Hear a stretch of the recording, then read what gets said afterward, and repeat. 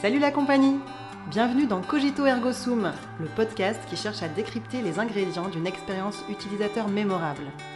Moi c'est Margot, je contribue à créer des expériences utilisateurs fluides et intuitives sur des logiciels, portails web ou applis mobiles depuis 2014. À travers ce podcast, j'ai envie de m'inspirer des expériences des autres. Je suis convaincue qu'il y a plein de points communs dans la création d'expériences utilisateurs, quel que soit le domaine. La prof qui prépare son TP pour ses élèves, le restaurateur qui travaille son concept de restaurant, ou les parents enjoués qui préparent le goûter d'anniversaire de leur enfant. C'est ce qu'on va explorer dans ce podcast. Quelle est la secret sauce des porteurs de projets qui ont réussi à créer une expérience utilisateur mémorable? Cet épisode est la suite d'un échange initié dans un épisode précédent que je vous recommande d'écouter avant de débuter celui-ci. Embarquez avec nous dans la suite de cette discussion pour en apprendre plus sur ce sujet passionnant.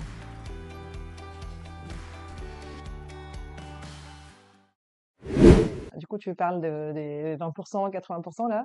Quel pourcentage serait acceptable pour sortir un produit? Moi, en tant que UX, tu vois, j'ai toujours envie que ce soit parfait. Et en fait, je sais que dans la vraie vie, il y a des bugs qui sont pas très importants et qui vont pas toucher grand monde, avec lesquels on peut vivre. Même si mon côté perfectionniste aimerait qu'ils soient corrigés, c'est peut-être pas stratégiquement la meilleure chose à faire en termes d'investissement financier finalement, hein. Et est-ce que toi, tu as un rôle là-dedans, ou est-ce que toi, tu reportes et puis après, c'est quelqu'un d'autre qui va décider? Alors, je pense que tu vas pas forcément apprécier ma réponse. Déjà, tout dépend du contexte et du périmètre de test et de quoi touchent les anomalies. Moi, clairement, en tant que testeur, alors déjà, je suis pas du tout là pour rassurer le manager, hein, mais je suis vraiment là pour vérifier la qualité. Donc, l'idée, c'est d'être vraiment transparent. Et ça, c'est hyper important. Nous, on est transparent. On n'est pas là pour faire plaisir aux équipes et tout. On est vraiment là pour évaluer le produit à l'instant T sur le périmètre qu'on nous a demandé d'évaluer. Ça, c'est très important parce que après, il y a plusieurs choses. La première, c'est qu'on est des donneurs d'alerte. Si par exemple, on est sur une application bancaire, que 80% de l'application fonctionne très bien, mais que dans les 20% qui fonctionnent mal, il y a la sécurité. J'ai par exemple c'est hyper facile de craquer le code, etc. Là, je vais dire non, en fait, pas une mise en prod. Nada, c'est un no-go, no-go de chez no-go. Par contre, si les 20%, c'est sur des petits détails, genre un lien qui est cassé, mais en fait, on a au moins 3 autres façons d'arriver sur cette page. Je veux dire, clairement, c'est pas grave. Donc, tout va vraiment dépendre des anomalies qu'on va faire remonter. Et l'autre truc aussi, c'est que... Alors, le testeur, c'est un métier qui est assez récent. Il n'a pas trop suivi l'évolution de l'informatique. Contrairement à l'industrie où vraiment la qualité a évolué en même temps que l'évolution de l'industrie, le test logiciel, c'est quelque chose qui est assez récent. Et c'est pour ça qu'on le voit se développer de plus en plus, sauf que quand les projets sont bien lancés, ça coûte assez cher de mettre une équipe QA en place. Et le problème, c'est qu'on ne se rend pas forcément compte du bénéfice. C'est difficile de chiffrer réellement le bénéfice que ça peut rapporter, alors que ça rapporte effectivement. Et donc, depuis les années 2000-2010, il y a une vraie volonté de cadrer le métier de testeur. Donc, on a vu naître l'ISTQB, qui est une certification qui cadre vraiment le métier de testeur et qui repose aussi sur les 7 principes du test. Alors, tu vas comprendre où je t'emmène dans pas longtemps. Et dans ces 7 principes du test, le deuxième principe, c'est les tests exhaustifs sont impossibles. Nous, clairement, en fait, c'est un de nos credos. On ne pourra pas tout tester. C'est impossible. On n'aura pas assez d'une vie. Donc, il faut, avec les équipes, avec les différentes parties, se mettre d'accord au début du projet de qu'est-ce qui est OK et de qu'est-ce qui n'est pas OK pour la mise en prod. Et en fait, on revient sur la casquette du communicant, le rôle de communication du testeur qui va des fois mettre un peu les pieds dans le plat en disant « Ok, mais en fait, quelles sont les attentes pour une mise en phase de test et quelles sont les attentes pour une mise en prod ?» L'autre chose aussi, c'est qu'il faut savoir que le test va montrer la présence de défauts. Il ne va jamais montrer l'absence de défauts. Parce que si tu cherches, tu trouveras toujours des défauts. T'en trouveras toujours, ça c'est impossible. Tu ne peux, avec la phase de test, que montrer la présence de défauts. Tu peux pas prouver l'absence. Et d'ailleurs, c'est pas parce qu'à l'instant T, tu ne trouves pas de défauts qu'ils ne vont pas apparaître dans le temps. Donc je pars des 7 principes, je vais les dérouler un petit peu. On a aussi, plus on va tester tôt, moins ça coûtera cher. Ça, il y a plein d'exemples, notamment sur la NASA. Pour la petite histoire, la NASA, sur sa enveloppe informatique. Alors, c'est des chiffres qui datent un petit peu. J'ai pas réussi à retrouver les stats récemment, mais la NASA, 80% de son budget développement informatique est dédié à la qualité. Donc c'est énorme, mais parce qu'une toute petite erreur chez la NASA, ça coûte tout de suite des milliards et des milliards d'euros. Il y a plein d'histoires, notamment sur, comme c'est des équipes multiculturelles, il y a des histoires sur des Fahrenheit et des Celsius qui ont été mal convertis. Il y a eu une erreur de virgule qui ont créé en fait l'explosion, ou le ratage de mise en orbite en fait de satellites. Après, on a aussi le regroupement des défauts. On sait que les défauts sont souvent se regroupent au même endroit. C'est un peu le système de si je vois un raisin et que je tire sur le raisin, en fait, j'ai toute la grappe qui vient. On a ce qu'on appelle aussi le paradoxe du pesticide. Alors, je vais pas rentrer dans les détails parce que celui-là, il est en totalement nouveau bouleversement parce que le test évolue aussi. Mais c'est en fait, c'est plus lié un peu à l'automatisation des tests. En fait, plus tu vas rejouer tout le temps le même test, plus au bout d'un moment, il ne verra plus les défauts parce que les défauts vont évoluer. Donc, en fait, l'importance de toujours mettre à jour ces tests. La grande loi des testeurs qui ont souvent tendance à énerver, mais clairement, le test dépend du contexte. Vraiment. Vraiment, le contexte va tout jouer en fonction du périmètre, de l'évolution, le niveau de l'équipe aussi, de testeurs, de l'équipe, niveau de développement, etc. Et après, c'est l'illusion de l'absence d'erreur. C'est pas parce qu'on ne voit pas d'erreur qu'il n'y en a pas. Ok. Donc là, ça rejoint ce que tu disais tout à l'heure sur le fait qu'on peut prouver que la présence d'erreur, mais pas l'absence. Exactement. Donc cette réponse est un peu difficile. Il n'y a pas de bonne ou mauvaise réponse pour ne pas citer un film. Je suis désolée, je ne connais pas la réplique par cœur. Mais tout va vraiment dépendre du contexte. Ok. Bon, ta réponse me surprend pas non plus, hein, mais moi, tu sais, du coup, j'ai ces deux rôles d'UX et de PO, et selon la casquette que je prends, je vais pas avoir les mêmes idées, les mêmes arguments, etc. Et donc, clairement, ce que je te disais tout à l'heure sur mon envie en tant que UX que tout soit parfait, quand j'ai la casquette de PO, je fais des choix pour prioriser le débugage versus les nouvelles fonctionnalités. Et effectivement, en fonction du contexte, en fonction de si c'est un bug qui est sévère ou pas, hein, qui a un gros impact sur l'utilisateur ou pas, qui est sur un parcours utilisateur qui va être couramment utilisé, ou finalement, oui, ça l'empêche de faire telle action, ça l'empêche vraiment, mais en fait, cette action, il y a 0,1% des utilisateurs qui ont envie de la faire. Bon, voilà, toutes ces choses-là, elles entrent dans la balance pour C'est décider tellement si on corrige frustrant. ou pas, quoi. Ouais. Mais nous aussi, en vrai, en tant que testeur, on a envie de tout tester, on a envie d'avoir un périmètre vraiment le plus large possible.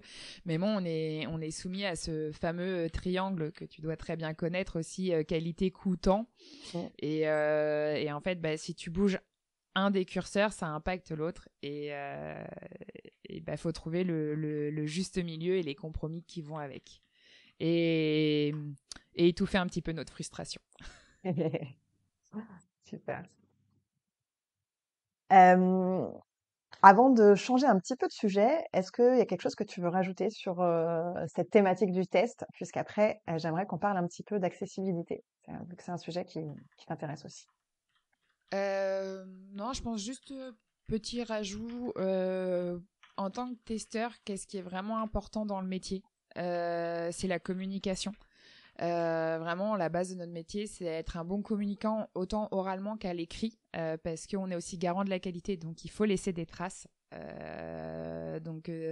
Si quelqu'un qui passe par là veut mettre du test dans son équipe ou peut-être se reconvertir dans le test, il faut savoir qu'il faut être un très bon communicant, que la base de notre métier, c'est la collaboration. Je vais piquer la phrase à quelqu'un, mais on n'est pas là pour casser du dev, mais on est là pour casser du code. Et ça, c'est très important. J'arrête pas de le répéter, mais les devs sont nos amis. Arrêtons de taper sur les devs. Et clairement, il faut de la créativité, de l'esprit critique et être droit dans ses bottes. C'est-à-dire, quand je dis droit dans ses bottes, en fait, on n'est pas là pour faire plaisir aux clients, on est là pour dire les choses factuellement. Pour qu'ils puissent prendre, en fait, toutes les décisions derrière de développement de façon éclairée. Ok, Si je super. peux, Ouais, non, mais c'est très intéressant. si je peux pour, conclure là-dessus cette partie-là, je pense que ça serait ça. Ouais. Et ça me fait penser d'ailleurs que quand tu dis on n'est pas là pour casser du dev, c'est vrai que moi, quand j'ai pu avoir ce rôle de testeuse, je trouve que c'est pas évident en termes de posture d'être la personne qui va dire aux devs bon bah il y a ça qui va pas, il y a ça qui va pas, il y a ça qui va pas, même si c'est pas pour leur dire tu as mal fait ton travail. Il y a toujours une petite appréhension en fait de la manière dont ça va être reçu et selon les personnalités en face, ça peut être plus ou moins bien vécu. Donc ouais, il y a peut-être aussi en termes de qualité dans le savoir-être, bah, être capable de dire les choses en arrondissant les angles et puis d'accueillir entre guillemets la frustration du dev qui est pas content parce que ce qu'il a développé, ça marche pas aussi bien qu'il l'espérait. Puis des fois, eux, ils ont passé des heures et des heures à développer cette partie-là. C'est vraiment, il y a aussi de leur part de la frustration. Et il y a aussi autre l'équipe de développement. Donc moi, j'inclus le testeur dans l'équipe de développement. C'est que bah aussi, ça dépend qui y a au-dessus. Parce que souvent, nous, on va pas chercher qui est responsable, ça nous intéresse pas. Nous, on est vraiment là pour la qualité du produit. Mais des fois, au-dessus, on va demander ah mais pourquoi ça a pas fonctionné? Je veux des responsables. Mais en fait et c'est là où ça peut mal finir, c'est que bah, si dans les équipes dirigeantes, les managers, etc., on cherche des responsables, bah, ça peut que mal finir. Ouais, forcément, ça va créer des tensions au sein de l'équipe de dev, quoi. Ok, C'est et ça. ben écoute, merci énormément pour cette toute première partie sur le test. C'était super riche. Et donc, comme je disais tout à l'heure, comme tu es aussi engagé sur les notions d'accessibilité, ça m'intéresserait qu'on en parle. Donc, à la fois l'accessibilité des logiciels, mais tu travailles également avec des entreprises pour faciliter l'accès à l'emploi de personnes en situation de handicap. Du coup, est-ce que tu peux nous parler de ces deux sujets? On peut commencer par l'accessibilité logicielle. Alors, pour moi, l'accessibilité logicielle, c'est quelque chose d'hyper important pour plusieurs raisons. Donc c'est pour ça que je suis pas trop rentrée dans les détails sur ma présentation. Déjà, je fais partie des personnes handicapées. Donc forcément, je me sens concernée par l'accessibilité.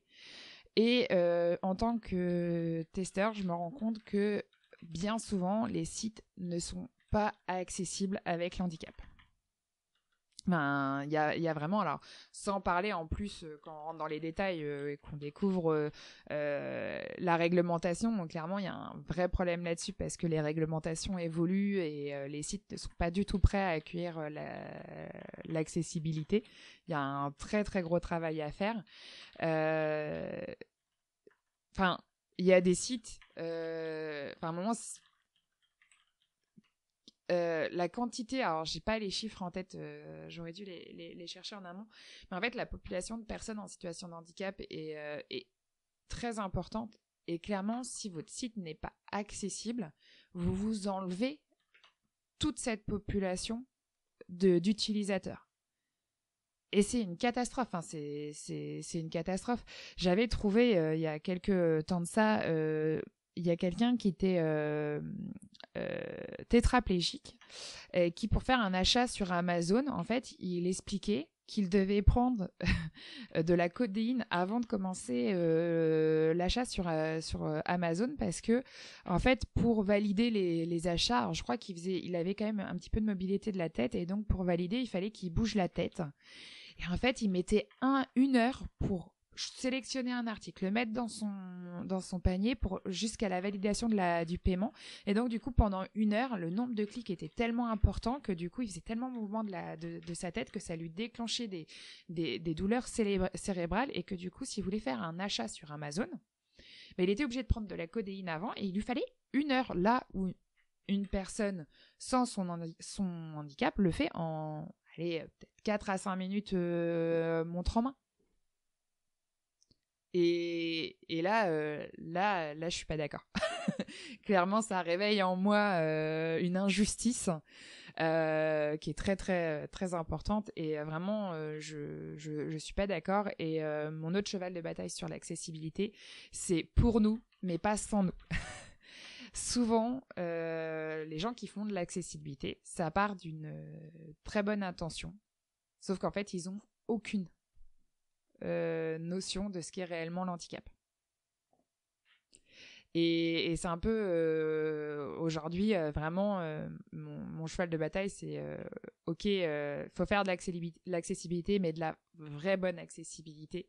Et aujourd'hui, il y a des vrais pros, des vraies personnes qui se sont posées les bonnes questions, et c'est vital de se faire accompagner. Et nous aussi, en tant que testeurs, enfin, truc tout bête, prenons un exemple, on développe un site type MDPH ou tout simplement une assurance santé. Si on n'inclut pas l'accessibilité, en fait, c'est peut-être 50-60% des personnes, des utilisateurs finaux. Donc en fait, on rend l'expérience utilisateur invivable aux personnes qui en ont le plus besoin. Ouais. Et C'est on vraiment marche pas sur la tête. stratégique, là, clairement.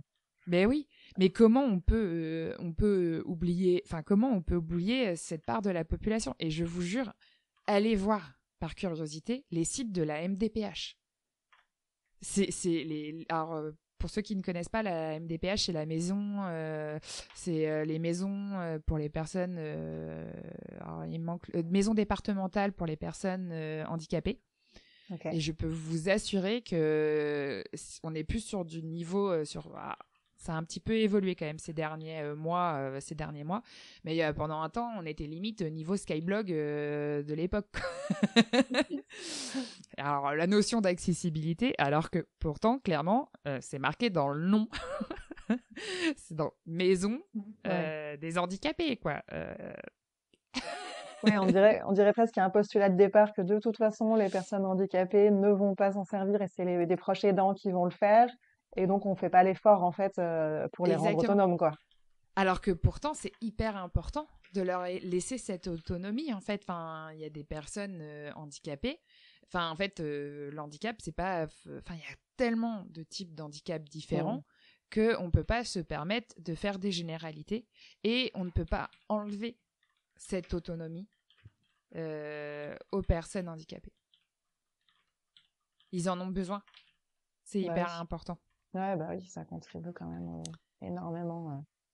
Et Alors, donc, la façon dont ils peuvent se sentir, on en parlait tout à l'heure des prénoms et des noms qui passent pas et on se sent exclu. Bah là, c'est pareil, quoi. C'est même encore pire. Enfin. Exactement. Donc vraiment l'accessibilité, et de toute façon aujourd'hui il y a vraiment un enjeu européen, puisque je ne suis pas assez calée là-dessus. Il y a beaucoup de personnes qui ont fait des conférences très intéressantes qu'on peut retrouver sur les évolutions légales, etc. Mais de toute façon, l'Europe, avec tout ce qui est RGA, WCAG, etc., il y a vraiment une obligation de se mettre au diapason pour l'accessibilité. Et clairement, en France, les stats, elles sont ridicules, et je parle même pas pour les sites de l'État. Ok. Je vous conseille, il y a pas mal de... Il faut chercher un petit peu. Je sais qu'il y a la conférence Tourentech qui a enregistré, qui a eu au moins 2 confs sur l'accessibilité. Alors, j'ai pas les noms des personnes. Je sais qu'il me semble que c'est Audrey, alors j'ai pas son nom de famille, qui travaille chez Access 42, qui a fait une super conf sur l'accessibilité. Il y a un homme aussi qui a fait... toute une conf sur l'évolution de la réglementation. Enfin, vraiment, il y a de plus en plus de ressources là-dessus, et faut se former. Et alors, du coup, c'est un peu ma deuxième casquette que j'ai dans mon entreprise. Je forme pas mal de personnes au test logiciel, et donc nous, dans nos process de reconversion et de formation, on a toute une session sur l'accessibilité pour donner les clés à nos futurs testeurs afin qu'ils soient des lanceurs d'alerte sur les projets d'équipe, en disant attention, mais là on n'est pas bon au niveau de l'accessibilité. Et en vrai, déjà, alors, l'accessibilité, plus tôt c'est fait dans le projet, plus c'est facile à mettre en place. Et vraiment, il y a plein de petits trucs à faire qui prennent pas spécialement de temps et qui changent la vie. Rien que le contraste. Les contrastes, maintenant, il y a plein d'outils qui permettent, même gratuitement, de vérifier les contrastes de son site, de son application. Ça prend 2 minutes pour bien choisir ses couleurs, et ça change la vie. Il y a des lecteurs d'écran, on peut lancer nous dans nos tests pour vérifier que ça marche bien et que ça soit facile pour les personnes en déficience visuelle, de faciliter en fait la lecture du lecteur d'écran. Et ça, c'est des tests qu'on peut faire et qui va clairement changer la vie à une grosse partie de la population. Il y a des outils pour simuler un lecteur d'écran, ou il te faut un lecteur d'écran, il faut qu'on te fournisse un lecteur d'écran pour que tu puisses tester avec ça? Alors, nous, on va toujours chercher à être au plus près de l'expérience utilisateur. Donc, si on peut utiliser ce qu'utilisent réellement les utilisateurs finaux, on va utiliser ce que utilisent les utilisateurs finaux. Ok. Et j'imagine Vraiment, qu'il en existe plusieurs, qu'il y a plusieurs marques, qu'il y a plusieurs peut-être systèmes. ouais. Alors après, on Je peut connais pas tout très mal, mais tester. Ouais, on peut pas tout tester, mais on va chercher à utiliser en tout cas ceux qui sont les plus testables. Mais c'est pareil quand tu prends un site web, enfin à moins que ça soit clairement demandé dans tes specs, mais on va tester les navigateurs les plus utilisés. On va pas tester tous les navigateurs du marché. On va vraiment voilà, tester sur les choses les plus utilisées. Donc, tu as NVIDIA, par exemple, tu peux tester en lecteur d'écran et ça prend pas longtemps. Enfin, pour moi, ça prend pas longtemps enfin, il faudrait des tests d'accessibilité systématiquement dans chaque développement. ouais, ça prend pas longtemps s'il y a eu un effort d'accessibilité, sinon tu mets 1 heure à faire ce que quelqu'un d'autre ferait en 5 minutes, quoi. Après, l'accessibilité, c'est dès l'écriture du code. Ouais. Déjà, dans le code, en fait, il y a des vrais... alors, je vais pas utiliser forcément les bons mots, mais il y a des vraies guidelines, en fait, pour écrire du code accessible. Mhm. Et ça change la vie. Et si c'est mis en place, donc dès l'écriture du code, bah, derrière, tout est 2 fois plus facile. Ouais. Encore une fois, d'où l'intérêt de l'inclure au plus tôt dans le projet du logiciel. Ok. Bah, du coup, je pense que ça va peut-être être une des réponses à ma question suivante. Si tu devais donner 3 conseils d'accessibilité à une startup qui se lance dans le développement d'un logiciel, ce serait quoi? Ben, inclure l'accessibilité vraiment dès la création du projet Ouais. et le test en même temps. Je rajoute ma petite... Il n'y a pas de raison, t'as raison. le pour nous, mais pas sans nous. Vraiment, qui est très, très important. Et se faire accompagner par des vrais pros. Ok, ça coûte peut-être un petit peu d'argent, mais ça coûte de l'argent à l'instant T. Cet argent, elle sera forcément récupérée plus tard. Alors, c'est des choses qui sont difficilement calculables pour calculer la vraie économie, mais plus l'accompagnement va être sur le tard, plus les décisions de mettre en place l'accessibilité va être prise sur le tard, plus ça va coûter cher à développer. C'est toujours plus facile d'écrire un code dès le départ accessible que de modifier un code déjà existant pour le rendre accessible. Et vraiment se faire accompagner. Aujourd'hui, le monde du développement logiciel est tellement vaste, tellement technique qu'on ne peut pas être bon partout. Et il y a des gens qui le font très bien, qui sont très pros là-dessus. Et ça serait dommage de se priver de cette expertise. Merci d'avoir écouté le podcast Cogito Ergo Sum. Vous pouvez le retrouver sur toutes les plateformes d'écoute. Pour ne pas louper les prochains épisodes, n'hésitez pas à me suivre sur X ou LinkedIn. Retrouvez-moi également avec du contenu exclusif sur TikTok. Si vous voulez réagir ou me suggérer des personnes à interviewer, vous pouvez le faire sur mon mail margot.cogito@gmail.com ou me contacter via les réseaux sociaux. Vous trouverez en description de l'épisode des liens pour en savoir plus sur mon invité et son activité. Rendez-vous le mois prochain pour un nouvel épisode.